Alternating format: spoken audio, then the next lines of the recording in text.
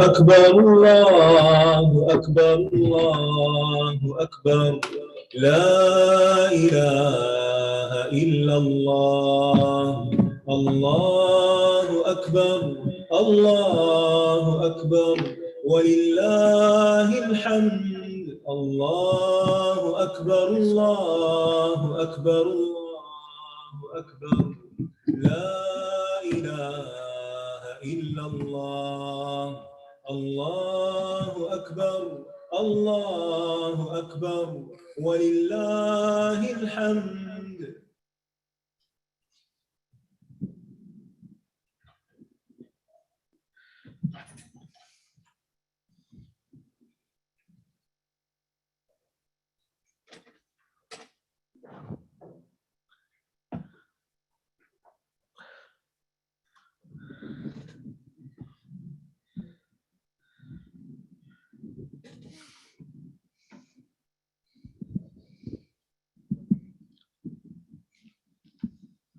السلام علیکم ورحمۃ اللہ وبرکاتہ.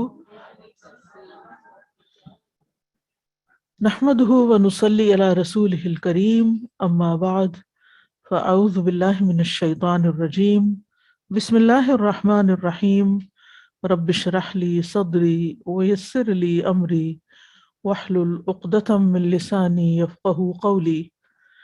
ہم پڑھ رہے تھے ادویۃ امراض القلوب، دلوں کی بیماریوں کا علاج، اور اس میں ہم نے پڑھا کہ بیماریاں جو دل کی ہوتی ہیں وہ دو طرح کی ہوتی ہیں.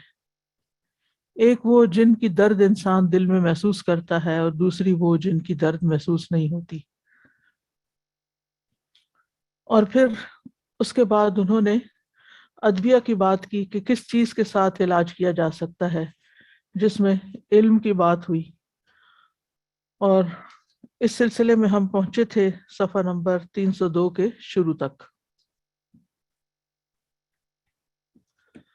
وقال سبحانہ، اور اللہ سبحانہ تعالیٰ کا فرمان ہے، قد افلح من زکاہا، یقیناً فلاح پا گیا جس نے اس کا یعنی اپنے نفس کا تزکیہ کیا، اس کو پاک کیا. وقد خاب من دساہا، اور یقیناً ناکام ہوا، خسارہ پا گیا جس نے اس کو دبا دیا، یعنی اس کی بیماری کا علاج نہیں کیا اور اس کو یعنی اس کا تزکیہ نہیں کیا، مراد یہ ہے. قد افلح من زکاها وقد خاب من دساها. والانسان اذا اعتاد سماع الباطل وقبوله، اور انسان جب باطل سننے کا عادی ہو جاتا ہے اور اس کو قبول کرنے کا، یعنی غلط باتیں سن رہا ہے اور غلط باتیں ہی اس کے دماغ میں جا رہی ہیں، اور بری کمپنی میں وہ رہتا ہے اور اس کو پھر ایکسیپٹ بھی کر لیتا ہے.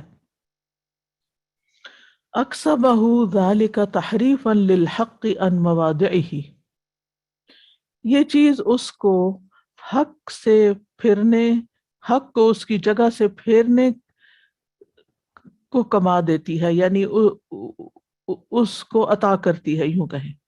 یعنی پھر اس کے اندر یہ قوت پیدا ہو جاتی ہے کہ وہ حق کو باطل کی طرف پھیر دیتا ہے، یعنی حق میں تحریف کر دیتا ہے، حق کو تبدیل کر کے اپنی مرضی کا بنا لیتا ہے جو کہ باطل ہوتا ہے. جیسے اہل کتاب کرتے تھے کہ وہ کلمات کے اندر، اپنی کتاب کے اندر تحریف کرتے تھے، اس میں تبدیلیاں کر دیتے تھے. یعنی انسان جب باطل کا دل دادہ ہو جاتا ہے تو پھر ہر چیز کو اسی طرف پھیر لیتا ہے. بالکل. فَإِنَّهُ إِذَا قَبِلَ الْبَاطِلَ أَحَبَّهُ وَرَضِيَهُ، کیونکہ جب وہ باطل کو قبول کر لیتا ہے تو اس کو پسند کرتا ہے، اس سے راضی ہو جاتا ہے. فَإِذَا جَاءَ الْحَقُّ بِخِلَافِهِ، اور جب حق اس کے خلاف ہوتا ہے یا آتا ہے، رَدَّهُ وَكَذَّبَهُ، تو وہ اس کو ریجیکٹ کر دیتا ہے اور اس کو جھٹلا دیتا ہے. ان قدر علی ذالک، اگر اس اگر اس کو اس کی قدرت ہوتی ہے، یعنی اگر وہ ایسا کر سکتا ہے، وَإِلَّا حَرَّفَهُ، ورنہ اس کو پھیر دیتا ہے اس کی اصل جگہ سے، یعنی اس کو آؤٹ آف کانٹیکسٹ کوٹ کرتا ہے۔ یعنی بہت سے لوگ یعنی اپنی من پسند زندگی بسر کرنا چاہتے ہیں اور قرآن کی آیتوں میں ہیر پھیر کرتے ہیں، یا ان کو ان کا غلط مطلب نکال کے تو اس پر پھر راضی ہو جاتے ہیں۔ مثلاً ربا ہے، سود کی بات ہے، تو ہم سب جانتے ہیں کہ کوئی ڈاؤٹ ہی نہیں ہے، بہت کلیئر آیت ہے سود کے بارے میں، لیکن جو لوگ اس کا کاروبار کرنا چاہتے ہیں یا اس سے فائدہ یعنی اس سسٹم میں رہتے ہوئے اس کو جسٹیفائی کرنے کی کوشش کرتے ہیں، وہ فرق کرنے لگتے ہیں، نہیں اس دور کا ربا کچھ اور تھا، وہ تو لوگ قرضہ دیتے تھے گھر پرسنل لیول پر اور پھر اس پہ سود لیتے تھے، یہ تو ایک تجارت ہے، اور یعنی طرح طرح کے اپنے مرضی کے دلائل دے کے ایک ناحق چیز کو اپنے حق میں کرنے کی کوشش کرتے ہیں۔ بات یہ ہے کہ اگر انسان ایک غلط کام کرتا ہے اور اس پر وہ شرمندہ بھی ہے اور اس پر وہ نادم ہے اور اس کو وہ ایک اضطراری اور مجبوری کی کیفیت سمجھتا ہے اور توبہ کرتا ہے، وہ ایک الگ چیز ہے، لیکن یہ انتہائی ڈٹائی کی بات ہے کہ ایک غلط چیز کو جائز کرنے کے لیے اس کا اپنی مرضی سے منمانا مطلب نکال لینا اور دلائل بھی پیش کر لینا، بیسیکلی تحریف کر دینا اس میں۔ فَهَذَا وَإِخْوَانُهُ مِنَ الَّذِينَ لَمْ يُرِدِ اللَّهُ أَن يُطَهِّرَ قُلُوبَهُمْ، یہ شخص اور اس کے بھائی، یعنی جو ایسا کرتا اور اس کی کمپنی اور اس کے اسی طرح کے جو دوسرے لوگ ہیں، من الذین، یہ ان لوگوں میں سے ہیں، لم یرد اللہ ان یطہر قلوبہم، جن کے بارے میں اللہ نے ارادہ کر رکھا ہے کہ وہ ان کے دلوں کو کبھی پاک نہیں کرے گا، کیونکہ وہ پاک ہونا ہی نہیں چاہتے، ان کے دل ٹیڑھے ہیں۔ فإنها لو طہرت لما اعرضت عن الحق، کیونکہ اگر وہ پاک ہوتے تو وہ حق سے اعراض نہ برتتے، یعنی حق کو قبول کر لیتے۔ وَتَعَوَّذَتْ بِالْبَاطِلِ عَنْ كَلَامِ اللَّهِ وَرَسُولِهِ، اور عوض اللہ اور اس کے رسول کے کلام کے عوض باطل کو نہ لیتے، یعنی اللہ اور اس کے رسول کی بات چھوڑ کر باطل کی طرف نہ جاتے۔ تعوذت یعنی عوض میں۔ اولئک الذین لم یرد اللہ ان یطہر قلوبہم لہم فی الدنیا خزی ولہم فی الآخرۃ عذاب عظیم، یہی وہ لوگ ہیں جن کے لیے اللہ نے ارادہ کیا کہ وہ ان کے دلوں کو پاک نہیں کرے گا، ان کے لیے دنیا میں خزی یعنی رسوائی ہے، اور ان کے لیے آخرت میں بہت بڑا عذاب ہے۔ أولئك الذين لم يرد الله أن يطهر قلوبهم لهم في الدنيا خزي ولهم في الآخرة عذاب عظيم۔ اسی طرح کچھ اور چیزیں بھی ہیں، چھوٹی چھوٹی باتوں میں تو انسان کا نقطہ نظر فرق ہو بھی جائے تو کوئی بڑی بات نہیں، لیکن جو بیسک پرنسپلز ہیں دین کے، یا دین کی موٹی موٹی باتیں ہیں جو بہت کلیئر بھی ہیں اور ایک تسلسل سے ثابت بھی ہیں، ان کو اپنی مرضی سے تبدیل کر دیتے ہیں۔ مثال کے طور پہ حجاب ہے، تو حجاب کے بارے میں کہتے ہیں کہ آج کل حجاب کی ضرورت نہیں ہے، کیونکہ اس زمانے میں مدینہ میں منافق رہتے تھے اور وہ مسلمان عورتوں پر نظر رکھتے تھے یا ان کو تنگ کرتے تھے، تو اس لیے حجاب کا حکم آیا تھا۔ تو وہ وقت گزر گیا تو اب حجاب نہیں، یہ کہاں سے آئے، یعنی کس نے کہا ہے؟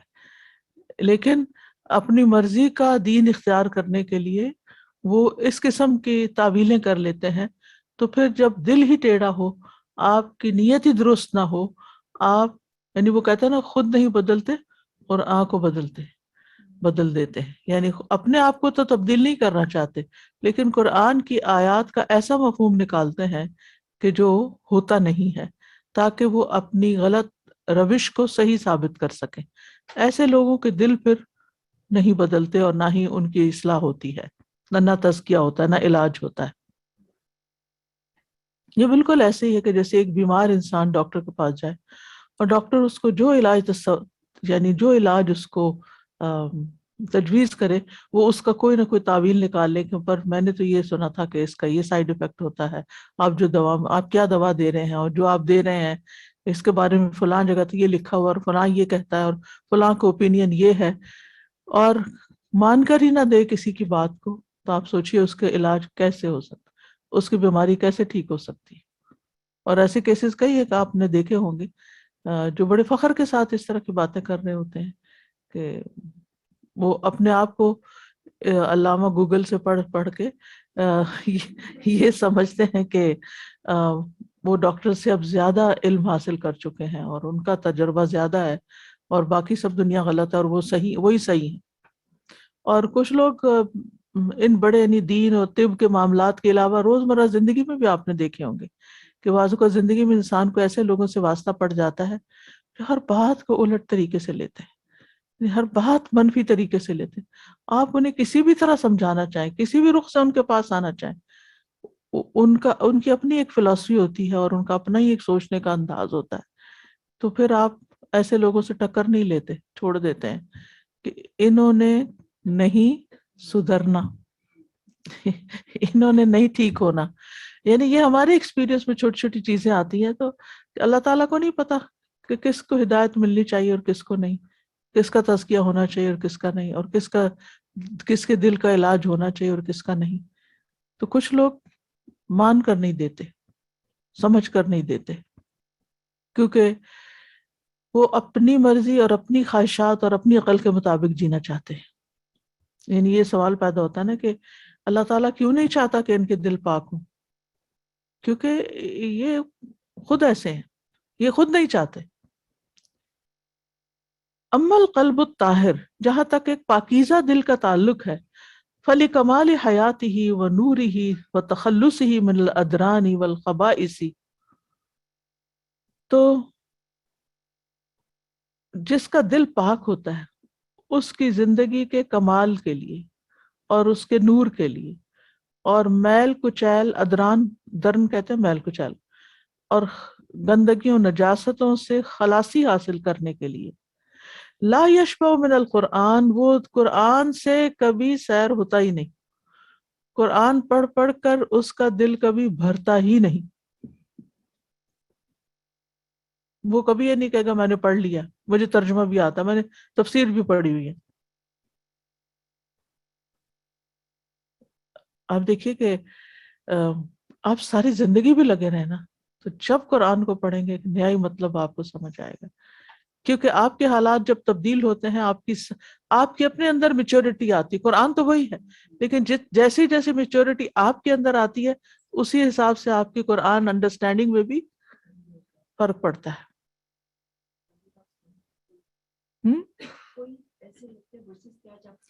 ایگزیکٹلی کہ یہ بھی ہے قرآن میں، یعنی مجھے تو ہر دفعہ اتنی حیرت ہوتی ہے کہ اچھا یہ بھی قرآن میں لکھا ہوا ہے، کبھی غور نہیں کیا اس پر، اس آیت سے تو یوں ہی گزر کے چلے گئے۔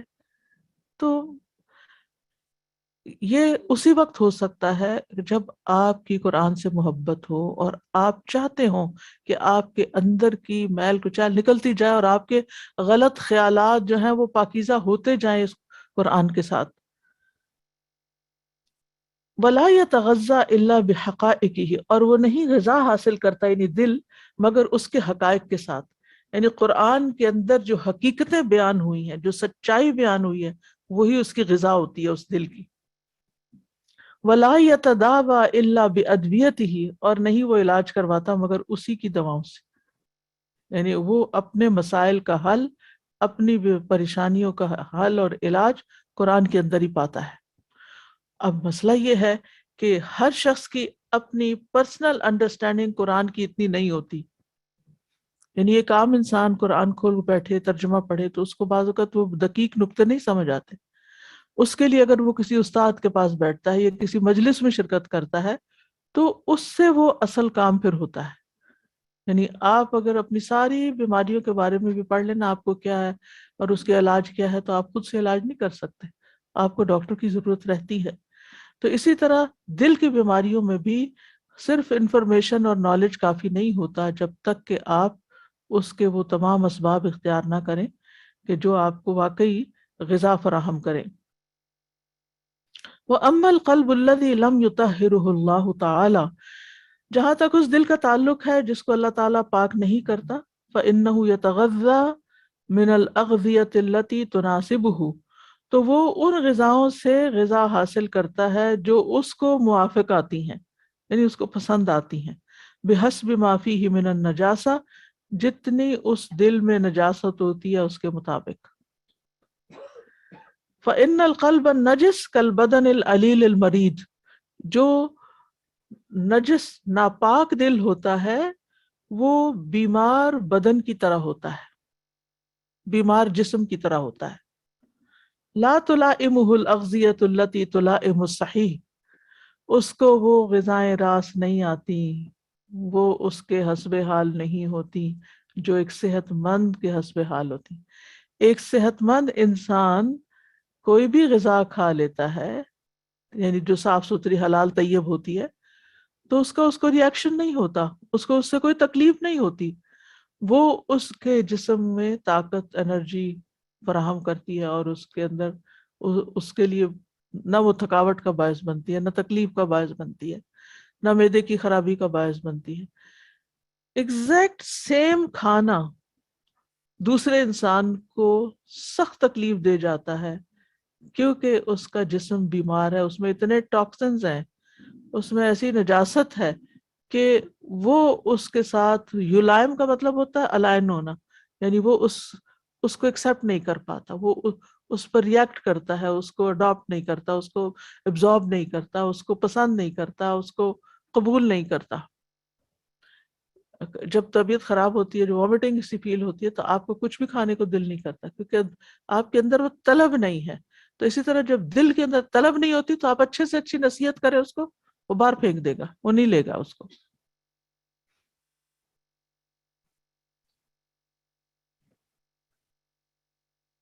فَإِنَّ الْقَلْبَ النَّجِسَ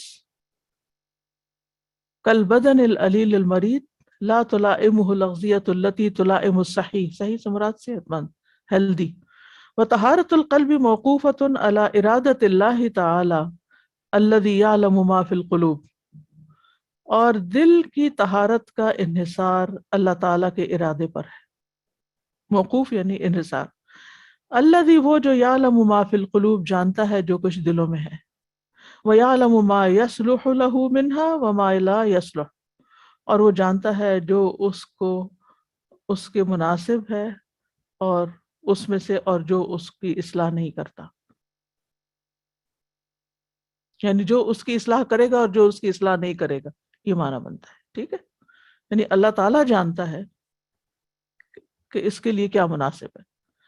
وَمَن لَّمْ يُطَهِّرِ اللَّهُ قَلْبَهُ، اور جس کا دل اللہ پاک نہ کرے، فَلَا بُدَّ أَن يَنَالَهُ الْخِزْيَ فِي الدُّنْيَا وَالْعَذَابَ فِي الْآخِرَةِ، تو پھر لازم ہے کہ ایسے شخص کو دنیا میں رسوائی ملے اور آخرت میں عذاب، بحسب نجاست القلب وخبثه، دل کی نجاست کے حساب سے اور اس کی خباثت کے حساب سے، دل کی نجاست اور خباثت کے اعتبار سے اس کو یہ سب ملتا ہے، عذاب اور رسوائی کا حصہ۔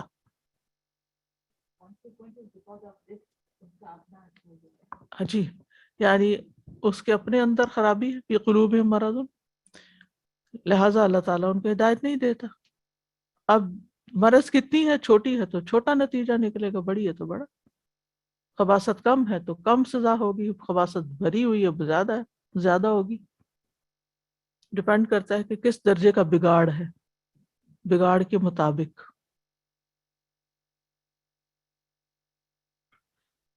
فَالْجَنَّةُ دَارُ الطَّيِّبِينَ لَا يَدْخُلُهَا خَبِيثٌ، جنت پاک لوگوں کا گھر ہے جس میں خبیث داخل نہیں ہوں گے۔ وَلَا مَنْ فِيهِ شَيْءٌ مِّنَ الْخُبُثِ، اور نہ وہ جس میں کچھ بھی ناپاک ہوگا۔ استغفر اللہ۔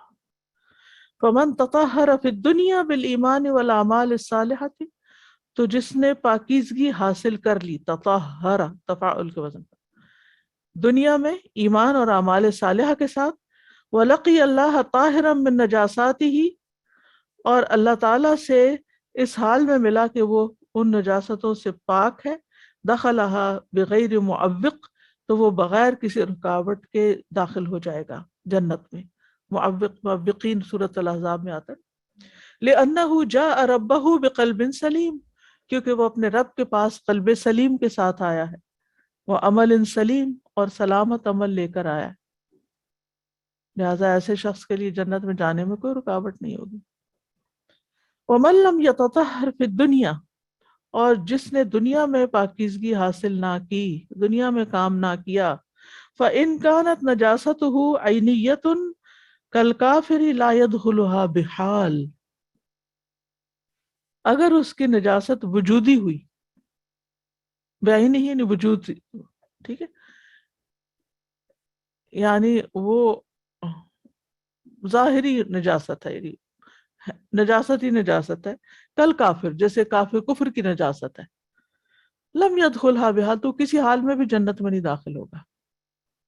یعنی اگر کسی کا سارا وجود ہی نجس ہے، جیسے انما المشرکون نجس، تو پھر ایسی نجاست والے تو بالکل بھی جنت میں نہیں جائیں گے۔ وَإِنْ كَانَتْ نَجَاسَتُهُ كَسْبِيَّةٌ عَارِضَةٌ دَخَلَهَا بَعْدَ مَا يَتَطَهَّرُ فِي النَّارِ مِنْ تِلْكَ النَّجَاسَةِ، تو کیا ہوگا اگر اس کی نجاست عملی ہوئی، کسبیہ یعنی اس نے غلط کام کر کے وہ اپنے آپ کو خراب کیا، تو عارضی ہوئی، تو جنت میں داخل تو ہوگا لیکن جہنم میں جا کر اس نجاست سے پاک صاف ہو کر، پہلے جہنم میں بھیجا جائے گا، اس کو وہاں صاف کیا جائے گا، اور پھر وہ آگے جنت میں جائے گا۔ ثم يخرج منها الى الجنة بعد طہارته، پھر وہ جنت کی طرف جائے گا اپنی طہارت حاصل کرنے کے بعد۔ وَكَذَلِكَ الْمُؤْمِنُونَ، اور اب تیسری کیٹیگری کے لوگ ہیں، پہلے کافر تھے، دوسرے منافق ہیں، منافق سے مراد عملی منافق، قلبی منافق تو کافر کی کیٹیگری میں آتا ہے نا، اور تیسرے ہیں مومن۔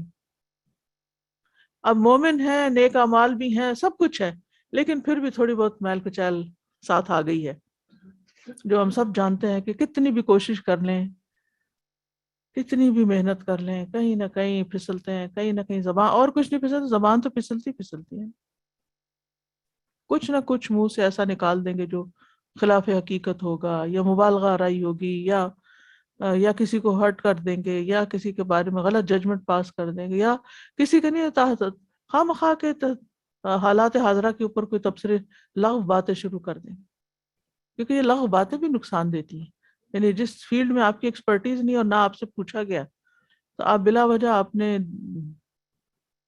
یعنی اپنی عقل اس میں لگائیں اور اپنے آپ کو مشغول کریں کہ جو آپ کا فیلڈ ہی نہیں ہے۔ اچھا، مومنون بھی اذا جاوزوا الصراط، جب پل صراط پار کر جائیں گے، حبسوا، روک لیے جائیں گے، کہاں؟ علی قنطرۃ، ایک پلی پر، بین الجنت والنار، جنت اور جہنم کے درمیان ہوگا یہ پل، فَيُحَذَّبُونَ وَيُنَقُّونَ، وہاں وہ پاک صاف کیے جائیں گے، ان کو ستھرا کیا جائے گا، مہذب بنایا جائے گا، جنت کے قابل بنایا جائے گا۔ جیسے آپ کو کسی شادی میں جانا ہوتا ہے، کسی پارٹی میں جانا ہوتا ہے، تو آپ صاف ستھرے ہوتے ہیں، اپنے آپ کو میک اپ کرتے ہیں، جو بھی، اور یعنی کہ ہر گیدرنگ میں ہر ایک کو شریک نہیں کر لیا جاتا۔ مثلا ایگزیکٹو لیول کی میٹنگز ہوتی ہیں تو یہ تھوڑی ہوتا ہے کہ کسی کو بھی راہ چلتے کوئی آجو، تم ہی آجو، بیٹھ جاؤ ہمارے ساتھ، کیوں نہیں بٹھاتے؟ وہ ایسی بات بھی جو کرے گا کہ آپ کا وقت ضائع کرے، اس کو سمجھ ہی نہیں آئے گی کہ بات کیا ہو رہی ہے۔ تو جنت میں رہنے کے کچھ ادب آداب ہیں، کچھ اخلاق ہیں،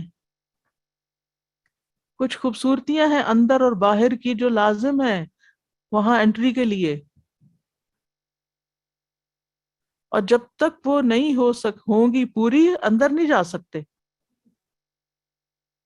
تو اس لیے پل پہ روک کے جنت کے لیے تیار کیا جائے گا، اب آ جاؤ صاف ستھرے ہو کر. تو جنت گندے لوگوں کا گھر نہیں ہے. اور اس میں آپ بچوں کو تربیت کرنے کے لیے اگر آپ اس پرنسپل کو سامنے رکھیں نا کہ دیکھیں ہم اپنی نگاہوں کو پاک رکھیں، حرام چیزیں نہ دیکھیں، کوئی ویڈیو ایسی نہیں دیکھیں، کوئی ایسی ننگی تصویریں نہیں دیکھیں، کوئی، کیونکہ یہ گندگی ہے نا، اور جب اس کو دیکھتا ہے انسان تو گندا ہوتا ہے، اس کا دل گندا ہو جاتا ہے. اور پھر اس طرح کا کوئی کام نہیں کرنا. اسی طرح حرام حلال کی دیگر چیزوں کے بارے میں کہ اگر ہم نے حرام پر زندگی گزاری تو پھر کیا بنے گا آگے، وہ پاک کیسے ہوگا، وہ کیسے صاف ہوگا. تو دنیا میں ہمیں ایفرٹ کرنی ہے اپنے آپ کو صاف کرنے کی. ایک تو فزیکل طہارت ہے ہی نماز کے لیے، روزے کے لیے، ہماری تو ہر عبادت ہی پاکیزگی کے ساتھ، حتیٰ کہ مال کو پاک کرنے کے لیے زکوٰۃ ہے، اس کا نام ہی زکوٰۃ ہے. اور جب فرشتے آتے ہیں نا موت کے، تو وہ جان نکالنے والے، تو وہ آ کے سلام کرتے ہیں، اور وہ اس حال میں کہ وہ پاک ہوتے ہیں، یعنی وہ جو لوگ ہوتے ہیں وہ پاک صاف ہوتے ہیں. تو جسمانی طور پر بھی پاک صاف، اللہ سے گمان بھی اچھا، دل بھی پاک. اور دل لوگوں کی نفرتوں اور لوگوں کی برائیوں اور لوگوں کی زیادتیوں سے ان کو بھی معاف کر کے پاک. وہ نکال دے انسان سب کچھ باہر، کوئی ضرورت نہیں ایسی چیزیں یاد رکھنے کی، بیڈ میموریز، اس نے یہ کیا تھا، اس نے وہ کیا تھا، وہ اس کا ساتھ چلا جائے گا، مجھے نہیں اپنے ساتھ لے کے جانا. بہت سے لوگ معاف نہیں کر پاتے، وہ بوجھ اٹھائے رکھتے ہیں اور اس وجہ سے جلتے کڑتے رہتے ہیں اور اپنے اندر یعنی زہر بھرے رکھتے ہیں. یا تو آپ بدلہ لے لو اور اپنے دل سے نکال لو، اور اس کی بھی اتنی اجازت ہے جتنا اس نے کیا تھا. لیکن مشکل یہ نا ہم ٹھنڈے نہیں ہوتے جب تک ہم زیادتی نہ کر چکے پھر کہ میں اس کو مزہ چکھاؤں. ہم یہ تھوڑی کہتے ہیں کہ اس نے میرے ساتھ یہ کیا تھا اس لیے میں اس کے ساتھ یہ کروں گی یا کر رہی ہوں تاکہ میں اس کو سبق سکھاؤں. نہیں، ہم زیادہ کرنا چاہتے ہیں اور پھر ظالم کی کیٹیگری میں شامل ہو جاتے اور اس کو ہم ریئلائز بھی نہیں کرتے اور نہ اس پہ توبہ کرتے ہیں. وہ تو اپنا حق سمجھتے ہیں نا.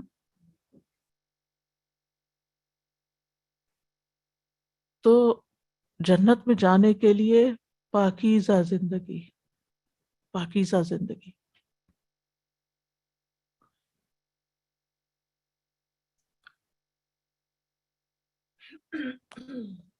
زبان کی، قلب کی، سارے اعضاء کی. ان اللہ یحب التوابین ویحب المتطہرین. اور پھر توبہ کر کے، یعنی انسان خطاؤں کا تو پتلا ہے، توبہ کر کے اپنے آپ کو صاف کرتا رہے، معافی مانگتا رہے. اور معافی اس وقت ملتی ہے جب انسان اکنالج کرے، مانے ہاں میں نے غلط کیا ہے. ایسے نہیں معافی ملتی، شرمسار ہو.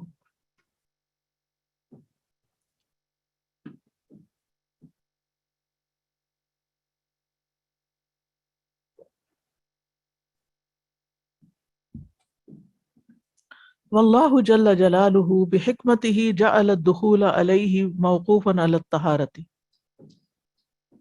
اور اللہ جل جلالہ نے اپنی حکمت کے تحت اپنی بارگاہ میں داخلے کو طہارت پر موقوف کیا ہے، یعنی منحصر رکھا ہے. یعنی اس کی بارگاہ میں وہی داخل ہوگا جو صاف ہوگا. فلا يدخل المصلی علیہ حتی یتطہر. کوئی نمازی بھی اس کے سامنے نہیں جا سکتا جہاں تک کہ جب تک پاک نہ ہو، یعنی وضو نہ کیا ہو. وَكَذَلِكَ جَعَلَ الدُّخُولَ إِلَى الْجَنَّةِ مَوْقُوفًا عَلَى الطِّيبِ وَالطَّهَارَةِ. اسی طرح اس نے اپنی جنت میں بھی داخلے کو پاکیزگی اور طہارت پر موقوف کیا ہے. فَلَا يَدْخُلُهَا إِلَّا كُلُّ طَيِّبٍ طَاهِرٍ. تو جنت میں کوئی داخل نہیں ہوگا مگر ہر طیب، پاک اور طاہر بھی پاک. طیب النفس اور طاہر باہر سے. والذنوب والخطايا توجب للقلب حرارة ونجاسة وضعفا فَيَرْتَخِ الْقَلْبُ وَتَضْطَرِمْ فِيهِ نَارُ الشَّهْوَةِ وَتُنْجِسُهُ۔ ذنوب اور خطائیں، گناہ اور غلطیاں، یہ دل میں پیدا کر دیتی ہیں گرمی، نجاست، کمزوری، انسان کو بزدل بھی بنا دیتے ہیں گناہ، گندا کر دیتے ہیں، اور انسان کے اندر غضب بھی بھر دیتے ہیں۔ حرارت کا مطلب گرمی، یعنی غصے وغیرہ کی، انتقام کی، اس طرح کی چیزوں۔ فَيَرْتَخِ الْقَلْبُ، تو ان نجاستوں کے اندر آنے کی وجہ سے دل ڈھیلا پڑ جاتا ہے۔ وَتَضْطَرِمْ فِيهِ نَارُ الشَّهْوَةِ، اور اس کے اندر شہوت کی آگ بھڑک اٹھتی ہے، وَتُنْجِسُهُ، اور اس کو گندا کر دیتی ہے۔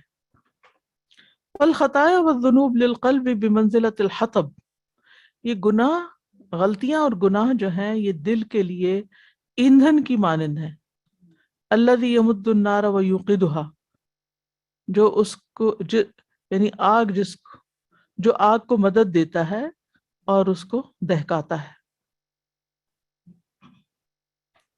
تنور آپ نے کبھی بھڑکایا ہو تو آپ نے دیکھا ہوگا کہ جب وہ آگ ذرا سی ٹھنڈی ہونے لگتی پھر آپ اور چیز اس میں پھینک دیتے، پھر اور پھینک دیتے، پھر اور پھینک دیتے۔ یہی حال یہاں ہے، یعنی ایک غلطی سے اندر نجس ہوتا ہے تو آپ ایک غلطی اور کر لیتے ہیں، تو پھر ایک اور کر لیتے، تو پھر اور، تو آگ بھڑکنا شروع ہو جاتی ہے۔ وَلِذَلِكَ كُلَّمَا كَثُرَتْ الْخَطَايَا اشْتَدَّتْ نَارُ الْقَلْبِ، اسی لیے جب غلطیاں، خطائیں بہت زیادہ ہو جاتی ہیں تو دل کی آگ بھڑک اٹھتی ہے۔ وَاشْتَدَّ ضَعْفُهُ، اور اس کی کمزوری بھی شدید ہو جاتی ہے۔ وَالْمَاءُ يَغْسِلُ الْخُبُثَ وَيُطْفِئُ النَّارَ، پانی نجاست کو دھوتا ہے اور آگ کو بجھا دیتا ہے۔ فَإِنْ كَانَ بَارِدًا، اور اگر پانی ٹھنڈا ہو، أَوْرَثَ الْجِسْمَ صَلَابَةً وَقُوَّةً، تو وہ جسم کو ٹھوس پن اور قوت عطا کرتا ہے۔ جیسے ایوب علیہ السلام کو اللہ تعالیٰ نے فرماتا هَذَا مُغْتَسَلٌ بَارِدٌ وَشَرَابٌ۔ اور اس لیے کو میں سے ذکر کر رہا تھا کہ اگر آپ ٹھنڈے پانی سے نہائیں تو، یعنی بہت جگ ٹھنڈے سے نہیں، لیکن یہ کہ بہت گرم سے بھی نہیں نہایا کریں، یا اگر گرم سے نہاتے ہیں تو اوپر سے ٹھنڈا پانی ڈالیں، تو یہ آپ کے پورے بدن کو ایکٹیو کر دیتا ہے اور وہ تھکاوٹ اتار دیتا ہے آپ کی، یعنی آپ کو بہت فریش کر دیتا ہے۔ ہیلتھ کے لیے بہت سے ہیلتھ بینیفٹس ہیں جو مجھے نہیں معلوم۔ تو بہرحال ٹھنڈے پانی کا مطلب ہے کہ آپ اتنی برف ڈال ڈال کے ٹھنڈا کریں اس کو، مراد یہ ہے کہ جو ایک نارمل ٹیمپریچر یا تھوڑا سا ٹھنڈے کی طرف، جیسے لوگ مٹی کے برتنوں میں ڈال رکھتے تھے تو وہ ایک قدرتی طور پہ ٹھنڈا ہوتا تھا، وہ بہت نارمل، بالکل جو ٹیپ سے پانی آ رہا ہوتا ہے ٹھنڈا ہوتا ہے، تازہ پانی جو ہوتا ہے۔ وَإِنْ كَانَ مَاءَهُ ثَلْجٌ وَبَرْدٌ كَانَ أَقْوَى فِي التَّبْرِيدِ، اگر اس میں برف اور ٹھنڈک ہو تو وہ ٹھنڈک میں، وَصَلَابَةِ الْجِسْمِ وَشِدَّتِهِ، جسم کی قوت اور مضبوطی میں اور اضافہ کر دیتا ہے۔ فَكَانَ أَذْهَبَ لِأَثَرِ الْخَطَايَا وَالذُّنُوبِ، تو وہ خطاؤں اور گناہوں کے اثرات کو زائل کر دیتا، لے جاتا ہے۔ فَالْقَلْبُ وَالْبَدَنُ بِأَشَدِّ الْحَاجَةِ إِلَى مَا يُطَهِّرُهُمَا وَيُبَرِّدُهُمَا وَيُقَوِّيهِمَا، تو دل اور جسم اس بات کی شدید حاجت رکھتے ہیں کہ ان دونوں کو پاک کیا جائے، ان کو ٹھنڈا کیا جائے، ان کو قوت دی جائے، یعنی جسم کو اور دل کو اور جسم کو اس بات کی بہت شدید ضرورت رہتی ہے کہ دونوں کو پاک صاف رکھا جائے، ٹھنڈا رکھا جائے، مضبوط رکھا جائے، تب زندگی اچھی گزرتی ہے۔ وَلِذَلِكَ كَانَ النَّبِيُّ صلی اللہ علیہ وسلم يقول فی دعاء الاستفتاح فی الصلاة، اسی لیے نبی صلی اللہ علیہ وسلم اپنی دعائے استفتاح میں یہ فرماتے تھے، اللہم اغسل خطایای بالماء والثلج والبرد، اے اللہ میری خطاؤں کو پانی سے، برف سے اور اولے سے دھو ڈال۔ وقلوب البشر لها آفات وعلل وامراض واسقام، انسان کے دلوں میں کچھ آفتیں ہیں، کچھ علتیں ہیں، کچھ بیماریاں ہیں، کچھ تکلیفیں ہیں، امراض اور اسقام ہیں۔ والحسد من الامراض العظیمۃ، اور حسد بہت بڑی بیماریوں میں سے ایک بیماری ہے، التی تصیب القلوب، جو دلوں کو لاحق ہو جاتی ہے، ولا تداوی امراض القلوب الا بالعلم والعمل، اور دلوں کی بیماریوں کا علاج ممکن نہیں جب تک کہ علم اور علم پر عمل نہ ہو۔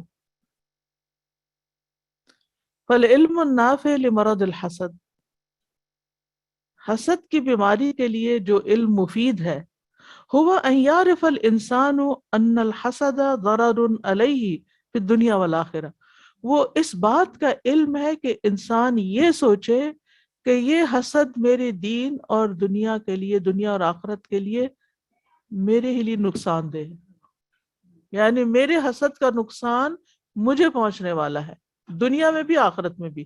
یہ سب سے بڑا علم ہے جو انسان کو معلوم ہونا چاہیے، اور اس وجہ سے وہ حسد کو چھوڑ دے کہ یہ تو ایک انگارہ ہے، یہ تو ایک نقصان دہ چیز ہے، یہ تو زہر ہے، یہ تو مجھے یہاں بھی مار دے گا، آگے بھی نقصان دے گا، اس میں تو کوئی خیر ہی نہیں ہے۔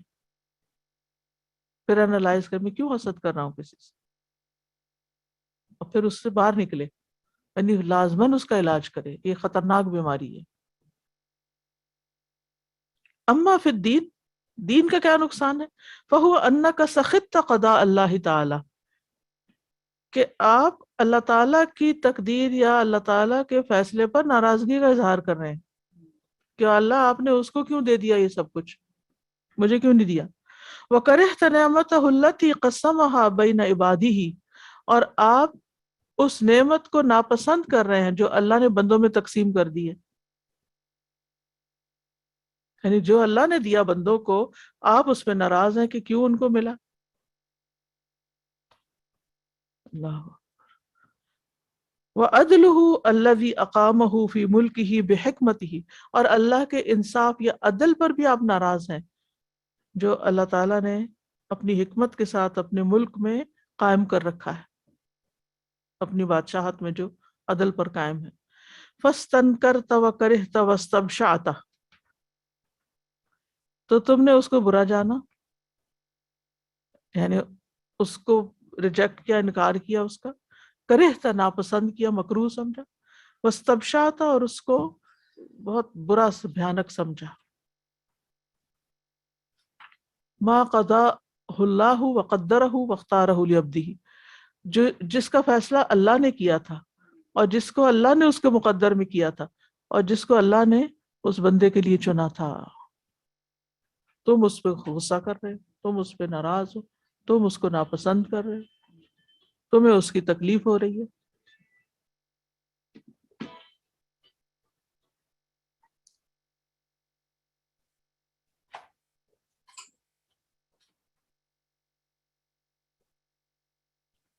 وَهَذِهِ جِنَایَةٌ كُبْرَىٰ عَلَى التَّوْحِيدِ وَالْإِیمَانِ وَالدِّینِ، اور یہ بہت بڑا جرم ہے توحید، ایمان اور دین پر۔ وَأَمَّا كَوْنُهُ ضَرَرًا عَلَيْكَ فِي الدُّنْيَا، جہاں تک اس بات کا دنیا میں نقصان دہ ہونا ہے، فَهُوَ أَنَّكَ تَتَأَلَّمُ فِي الدُّنْيَا، وہ یہ ہے کہ تم دنیا میں دکھی رہتے ہو دوسروں کی نعمتیں دیکھ دیکھ کے، او تتعذب به، یا پھر اس کی وجہ سے سزا پاتے ہو۔ فالذین تحسدهم لا یخلیہم اللہ من نعم یفیدها علیہم، تو جن سے تم حسد کرتے ہو اللہ تعالیٰ تمہارے اس حسد کی وجہ سے ان کو نعمتیں پہنچانے میں اور نعمتوں سے خالی نہیں کرتا جو وہ ان کو پہنچاتا ہے، یعنی تم جتنا بھی جل لو اللہ نے ان کی نعمتیں چھیننی نہیں ہے، جو اللہ ان کو دے رہا ہے وہ تو ان کو دیے رکھے گا۔ فلا تزال تتألم بكل نعمت تراها، اور تم خود ہی ہر اس نعمت پر جو ان میں دیکھو گے تڑپتے رہو گے، تکلیف میں رہو گے کہ ان کے پاس کیوں ہے، یہ ان کو کیوں مل گیا، ان کو کیوں دے دیا۔ وتتعذب بكل بلیۃ تصرف عنہم، اور ہر اس مصیبت پر تم تکلیف محسوس کرو گے جو ان سے پھیر دی گئی، یعنی ان سے کہ مثلا وہ بیمار ہو گئے، یعنی ایک شخص، پرٹیکولر شخص کوئی بھی جس سے آپ حسد کرتے ہیں، جب آپ دیکھتے ہیں اس کو کچھ ملا تو آپ کو تکلیف ہوتی، اور اگر وہ بیمار ہوتا ہے یا کوئی مصیبت آتی ہے تو آپ خوش ہوتے ہیں، اور اگر وہ مصیبتوں سے ٹل جاتی ہے تو آپ پھر تکلیف میں آ جاتے ہیں کہ مصیبت کیوں گئی. فَتَبْقَى مَغْمُومًا مَحْرُومًا، تو تم مسلسل غمگین اور محروم رہتے ہو. وَقَدْ نَزَلَ بِكَ مَا تَشْتَهِيهِ لِأَعْدَائِكَ، یعنی جو تم اپنے دشمن کے لیے چاہتے تھے نا وہ خود تم پر آ گیا. وہ زہر جو دوسرے کو کھلانا چاہتے ہیں خود ہی کھاتے رہتے سارے دن. یعنی تم انہیں تکلیف میں دیکھنا چاہتے ہو، وہ تو نہیں، وہ تو ٹھیک ٹھاک ہے، لیکن تم خود تکلیف میں پڑے ہوئے، یعنی تم چاہتے ہو کہ ان پہ مصیبت ہے، وہ تم پہ آ گئی ہے.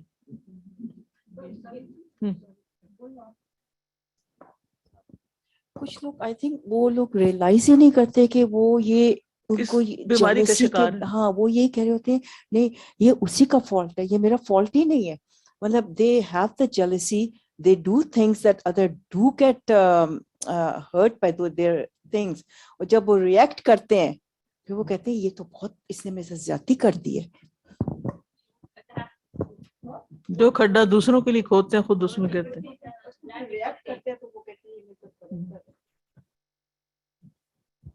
اور استاد اس سے یہ بھی ہمیں لگتا ہے کہ مطلب پتہ لگتا ہے کہ اگر آپ دوسروں پہ حسد کر رہے ہیں تو اللہ تعالیٰ نے کسی کو نعمتوں کے ساتھ نعمت سب کو دی ہیں، تو آپ پھر اپنی جو نعمتیں دی ہیں ہم اس پہ فوکس ہی نہیں کرتے، ہم وہ بھول جاتے ہیں بیکاز ہم اتنے کنسرنڈ ہیں دوسرے لوگوں سے کہ جو اللہ تعالیٰ نے ہمیں نوازا ہے جس سے وہ پیچھے رہ جاتا ہے اور پھر شکر چلا جاتا ہے اور سارا سکون چلا جاتا ہے. بالکل.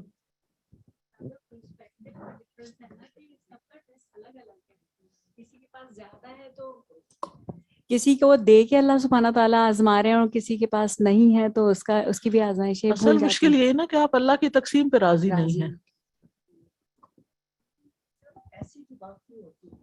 مطلب دس از ناٹ اونلی کنسرٹ کہ وہ اس کے پاس یہ ہے یا یہ نہیں ہے، اور بہت چیزوں سے بھی لوگ جیلس ہو جاتے ہیں. کسی کے بچے کی گریجویشن ہوئی تو وہ اس پر خوش ہونے کی بجائے جیلس کہ ہمارے بچے نے یہ ڈگری نہیں لی اور اس کے بچے نے لے لی، اس پہ خوش ہونے کی بجائے تکلیف محسوس کرتے. جی یعنی کسی کی خوشی پر خوش نہ ہونا اور اس پر پھر تکلیف محسوس کرنا اور پھر اس پر تمنا رکھنا کہ یہ نعمت اس سے چلی جائے، یہ درجے ہیں مختلف اس حسد کے. اور سب سے بڑی بات مجھے آج تک سمجھ میں نہیں آتی کہ اپنے بیٹوں کی لوگ اتنی خوشی سے شادیاں کرتے ہیں، اس کے بعد مدر ان لا ساری نہیں ہوتی، some they are so jealous. I don't know Y.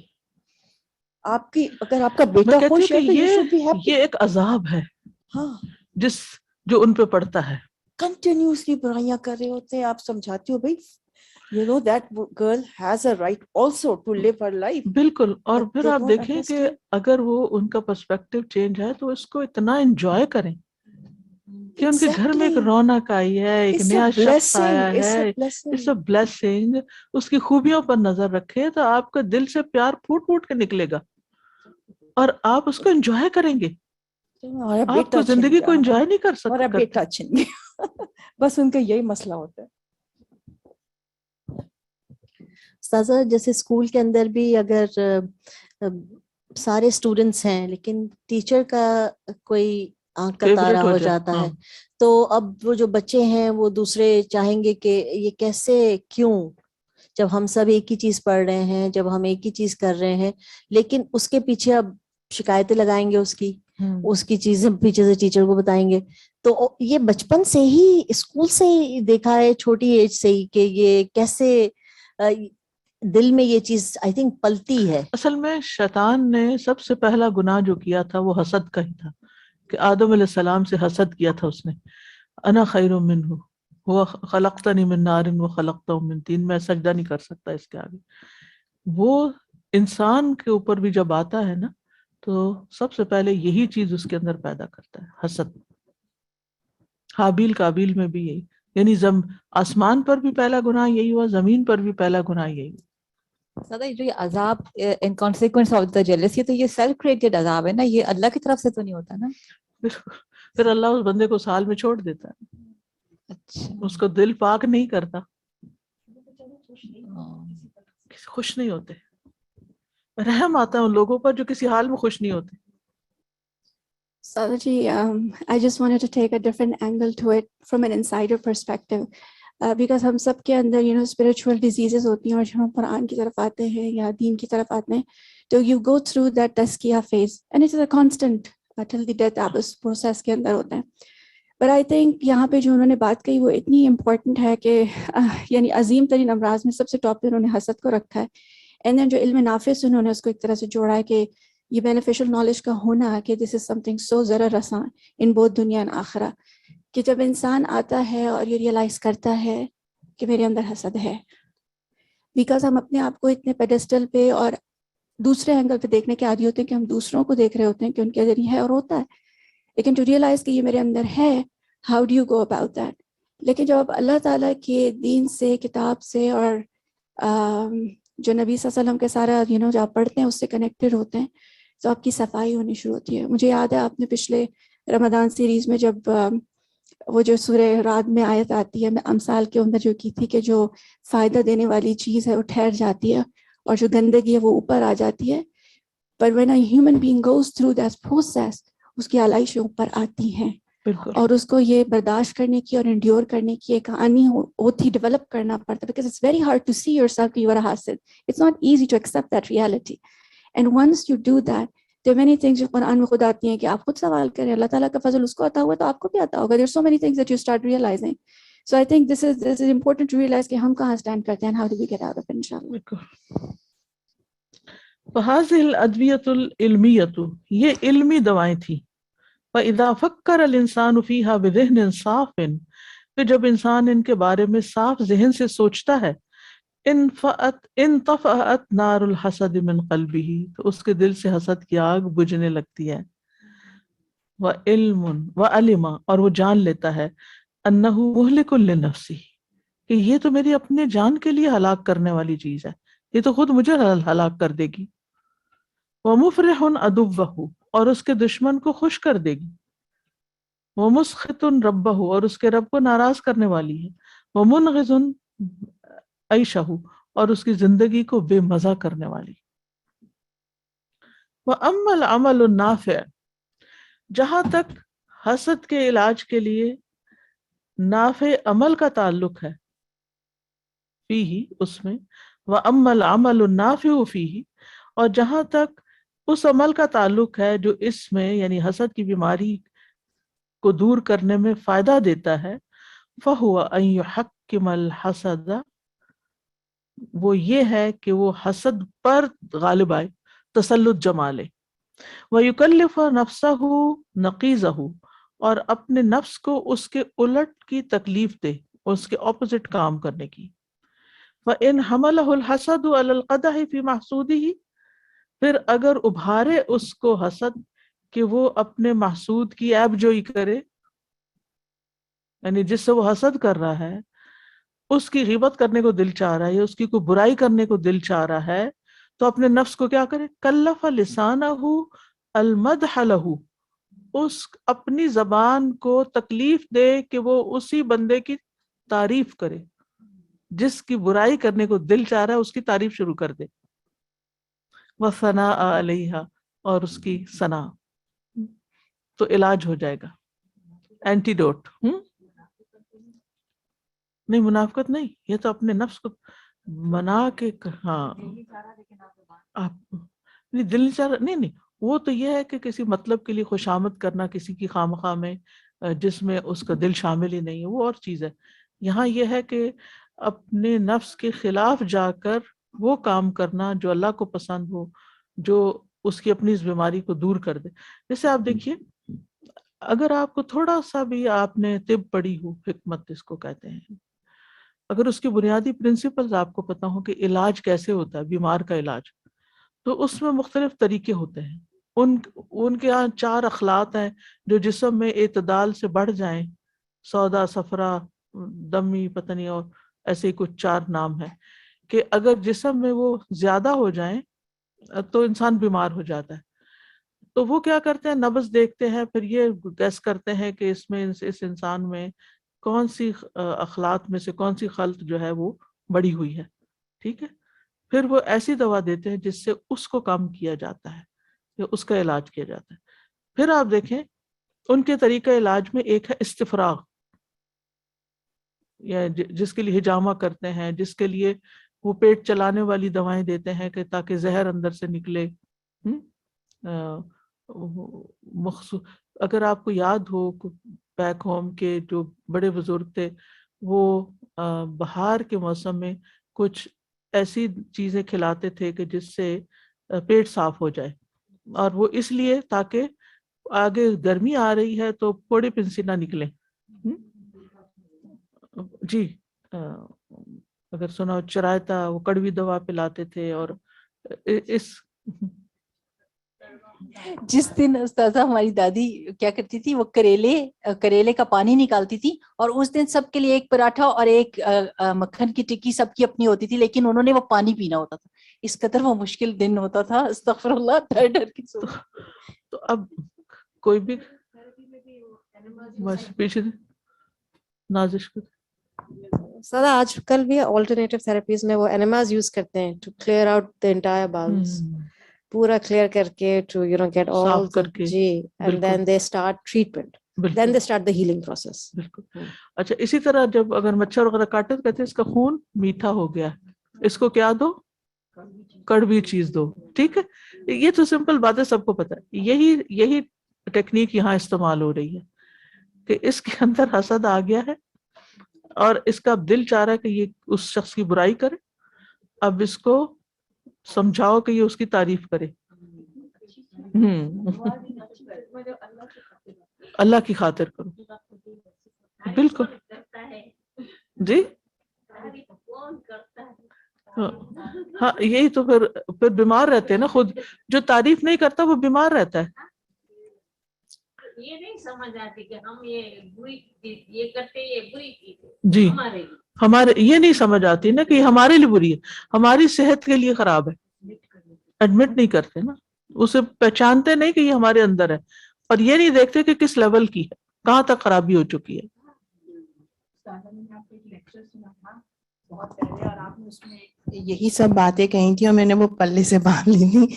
اور حسد واقعی بہت بری چیز ہے، اور آپ نے کہا تھا اس کے درجے ہیں مختلف، اور اس کا پہلا درجہ یہ ہے کہ جب آپ کسی کی کوئی خوشی کی خبر نفسہ التواضع لہ، تو آپ اپنے آپ کو اس بندے کے سامنے ہمبل ہو کر بات کریں، تواضع سے پیش آئیں. یعنی اس پہ چڑھائی کرنے کی بجائے اور اس کے سامنے بڑا بننے کی بجائے کیا ہو، دھیمے ہو جائیں. والاعتذار علیہ، اور اس کو معذرت کرنے میں، سوری کرنے میں. وَإِنْ بَعَثَهُ عَلَى كَفِّ الْإِنْعَامِ عَلَيْهِ، اور اگر وہ اس کو ابھارتا ہے، اس کا نفس، کہ وہ محسود کو کوئی نعمت، کوئی تحفہ، کوئی چیز نہ دے، اس کے ساتھ کوئی خیر کا معاملہ نہ کرے، الزم نفسہ الزیادہ فی الانعام علیہ، تو اپنے نفس کو پابند کرے کہ اس کو میں نے زیادہ دینا ہے. فَإِذَا عَرِفَ الْمَحْسُودَ ذَلِكَ طَلَبَ قَلْبَهُ وَأَحَبَّهُ، جب محسود کو یہ بات پتہ چل جائے گی کہ یہ تو مجھ پر بہت احسان کر رہا ہے، تو وہ اس کا دل جیت لے گا اور اس سے محبت کرے گا. وجاءت الموافقۃ التي تقطع مادۃ الحسد، اور اس طرح وہ موافقت آ جائے گی سامنے جس سے حسد کا مادہ ختم ہو جائے گا.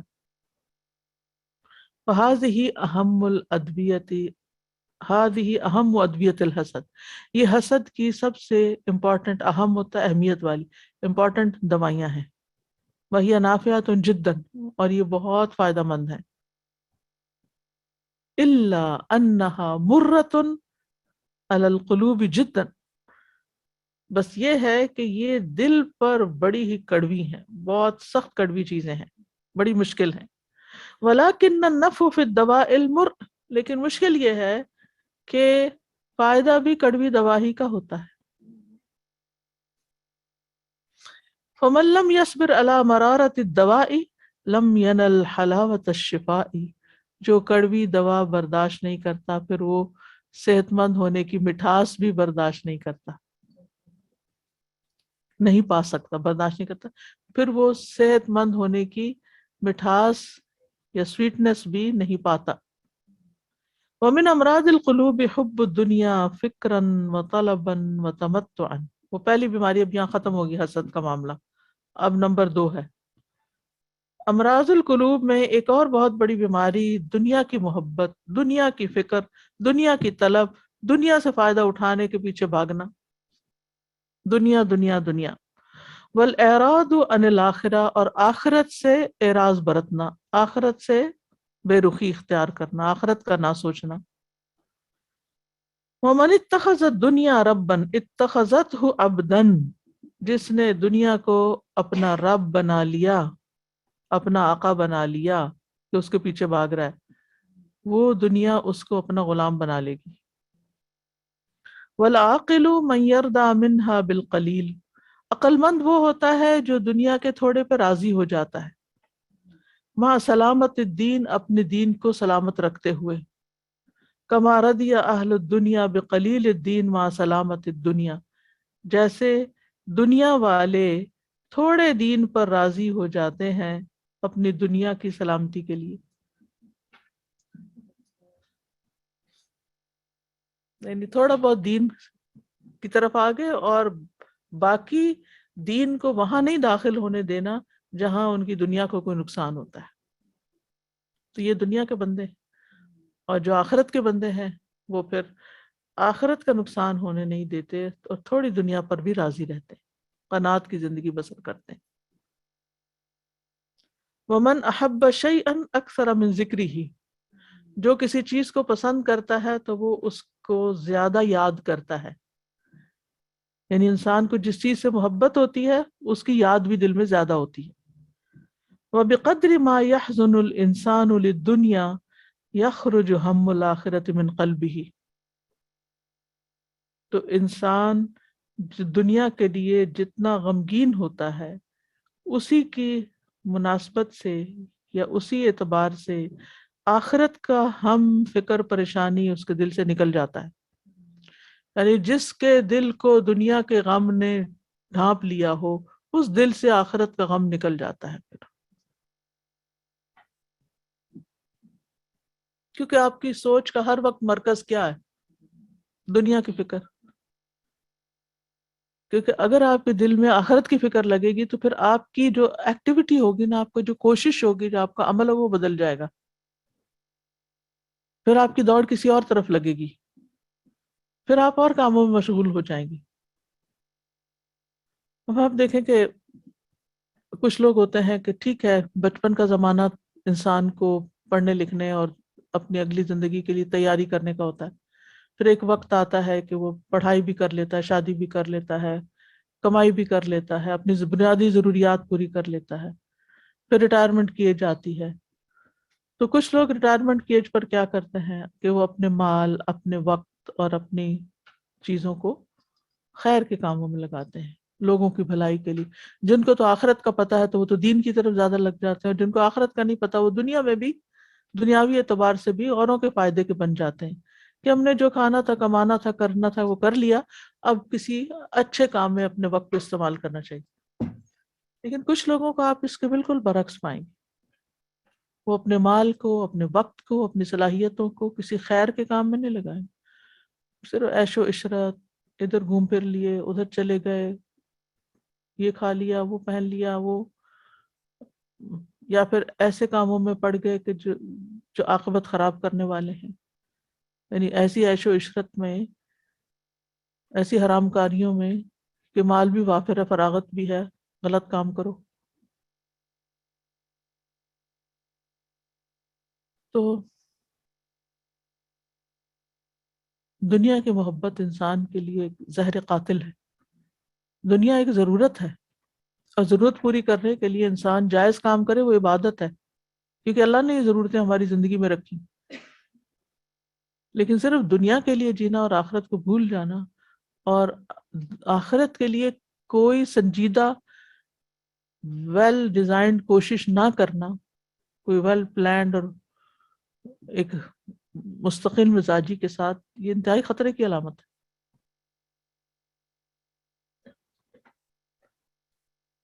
فالدنیا والآخرت ضرتان، سوری وَبِقَدْرِ مَا يَحْزُنُ الْعَبْدُ لِلْآخِرَةِ يَخْرُجُ هَمُّ الدُّنْيَا مِنْ قَلْبِهِ، اور انسان جتنا آخرت کی فکر کرتا ہے اس سے اتنا ہی دنیا کا غم نکل جاتا ہے.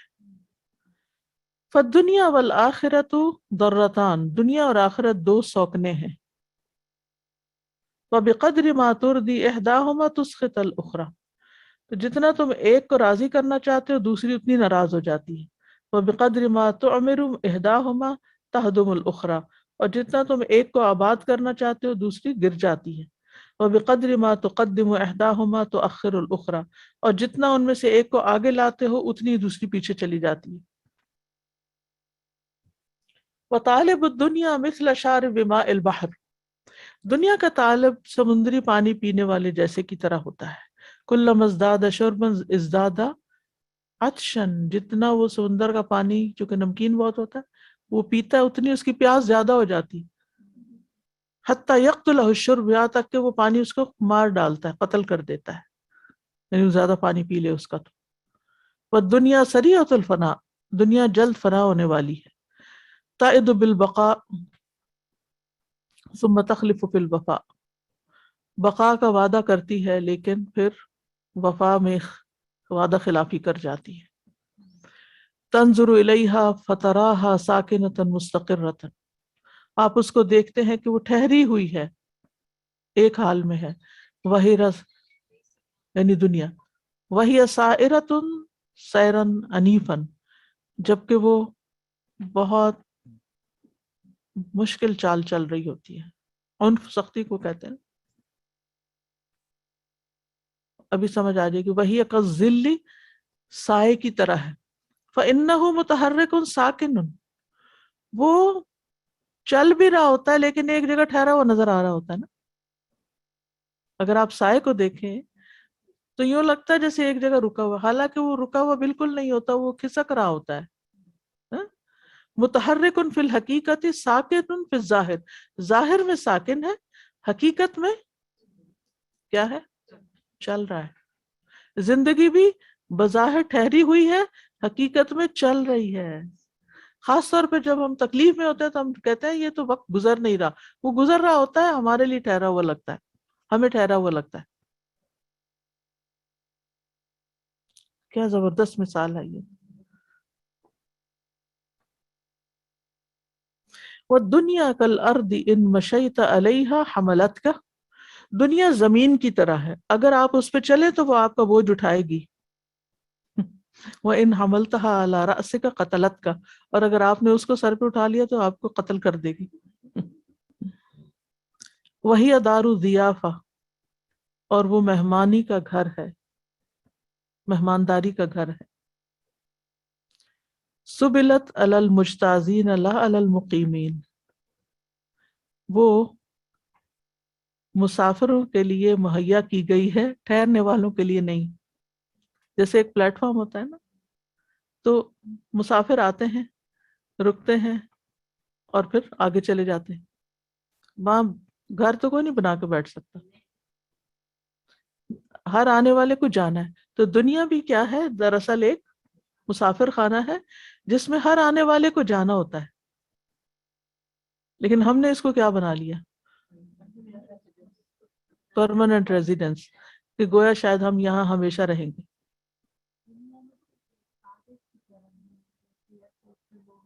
جی ہاں بالکل، آئے اور گئے.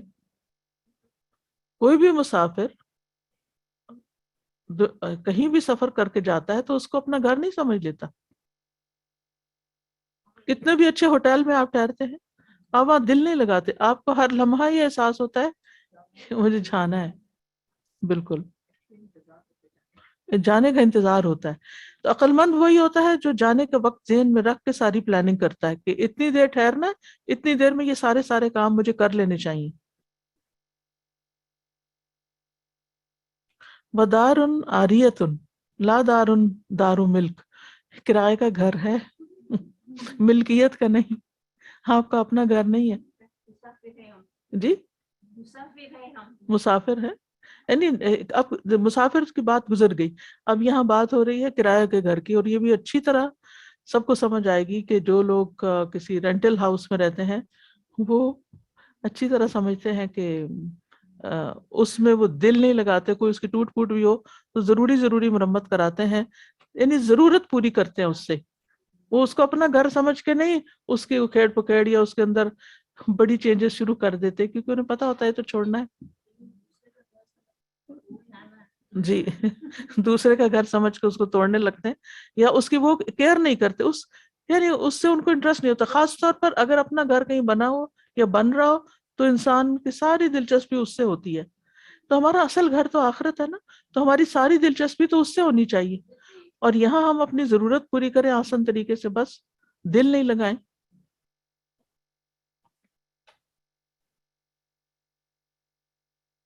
وَدَارُ فَنَاءٍ لَا دَارُ بَقَاءٍ، فنا ہونے والا گھر باقی رہنے والا گھر نہیں ہے. وَدَارُ زَوَالِ الْآخِرَةِ ہِیَ دَارُ الْقَرَارِ، وَدَارُ زَوَالٍ اور زائل ہونے والا گھر، وَالْآخِرَةُ ہِیَ دَارُ الْقَرَارِ اور آخرت دراصل قرار کا گھر ہے، ہمیشہ رہنے کا گھر ہے.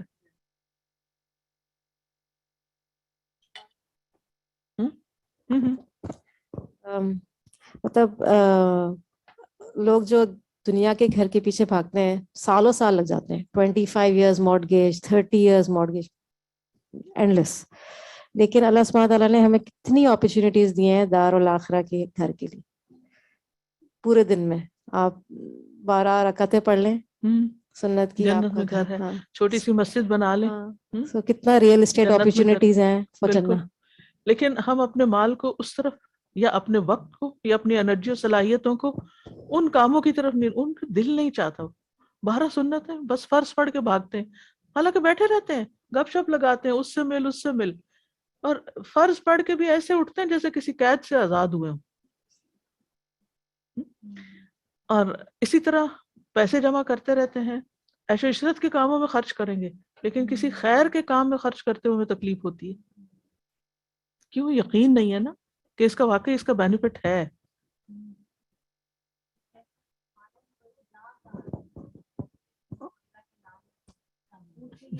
صحیح.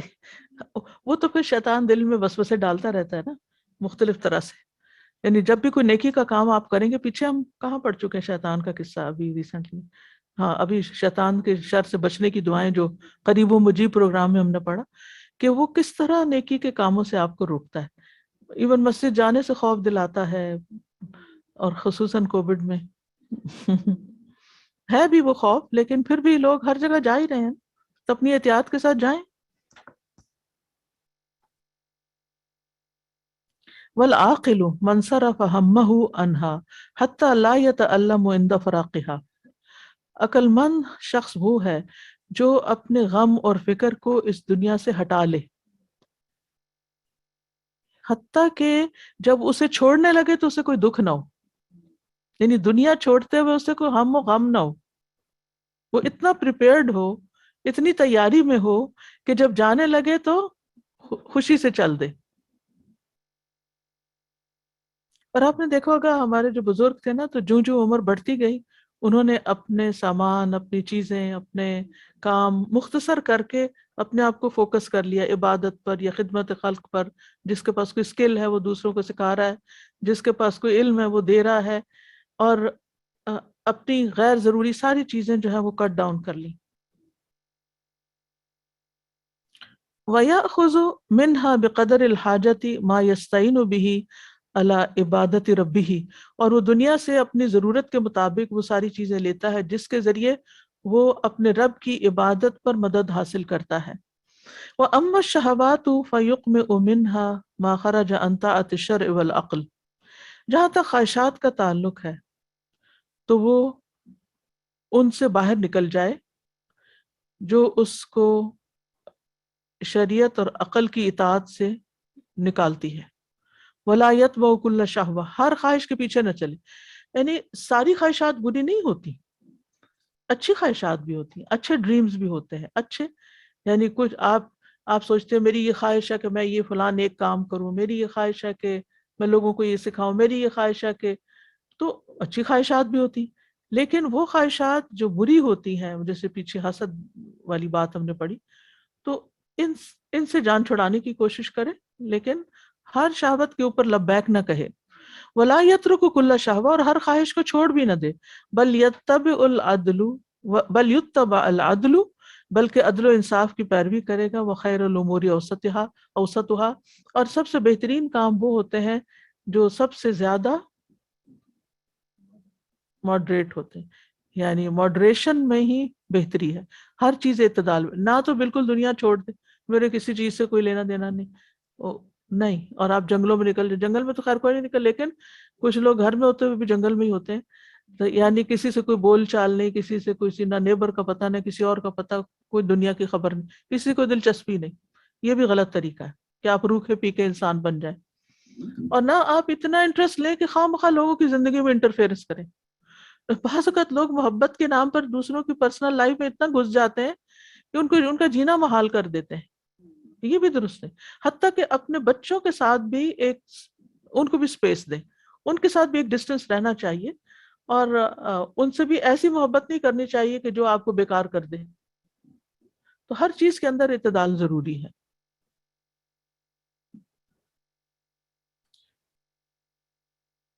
ولا یترک کل شیء فی الدنیا، دنیا کی ہر چیز کو چھوڑ نہ دے، ولا یطلب کل شیء من الدنیا، نہ ہی دنیا کی ہر چیز کو طلب کرنے بیٹھ جائے، اس کو حاصل کرنے بیٹھ جائے، بل یعلم مقصود کل ما خلق من الدنیا، بلکہ دنیا میں اللہ نے جو کچھ بنایا ہے اس کا پرپز کو جاننے کی کوشش کرے، وَيَأْخُذُ مِنْهُ قَدْرَ حَاجَتِهِ، اور اپنی ضرورت کے مطابق اس سے لے، فَيَأْخُذُ مِنَ الْقُوتِ مَا يَقْوَى بِهِ الْبَدَنُ عَلَى الْعِبَادَةِ، تو وہ اپنی روزی میں سے اتنا لے لے جتنا اس کے جسم کو عبادت کے لیے ضرورت ہے، یعنی طاقت چاہیے جو، وَيَأْخُذُ مِنَ الْمَسْكَنِ مَا يَكُنْ مِنَ الْحَرِّ وَالْبَرْدِ، اور اپنے گھر کو ایسا بنائے کہ جس میں گرمی سردی کا انتظام ہو، وَيَحْفَظُ الْأَهْلَ وَالْمَالَ مِنَ اللُّصُوصِ، اپنے گھر والوں اور مال کو چوروں سے بچائے،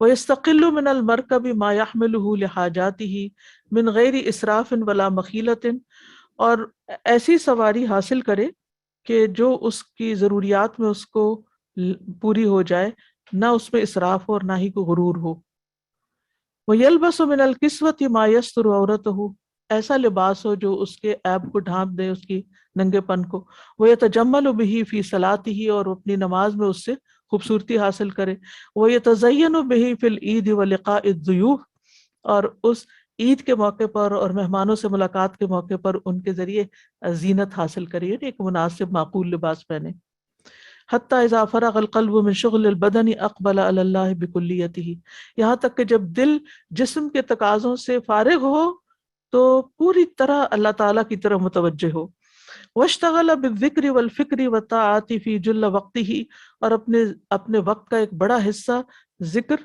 غور و فکر اور اطاعت میں گزارے، وکل میسر لما خلق لہ، ہر انسان کو اسی چیز کی آسانی دے دی جاتی ہے جس کے لیے وہ بنا ہے، واللہ شکور حلیم، اور اللہ تعالیٰ بڑا ہی قدردان، بڑا بردبار ہے، لوگوں کی خطاؤں کو دیکھتا ہے لیکن ان کو پنش نہیں کرتا، یعنی فوری فوری۔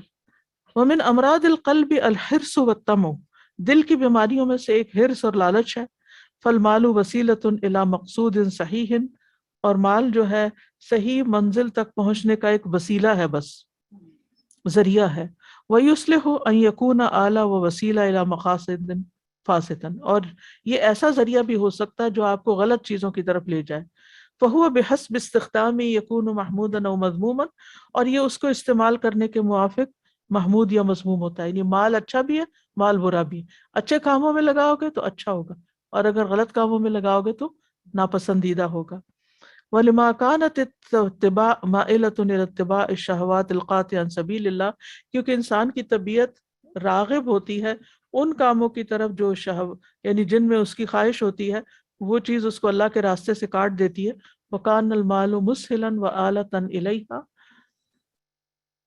اور مال اس کو آسان کرنے والا ہوتا ہے اور اس کا ذریعہ بن جاتا ہے، عظم الخطر فیما یزید علی قدر الکفایۃ من الماء، یعنی اگر ضرورت سے زائد مال ہوتا ہے تو اس کا خطرہ بھی بڑھ جاتا ہے۔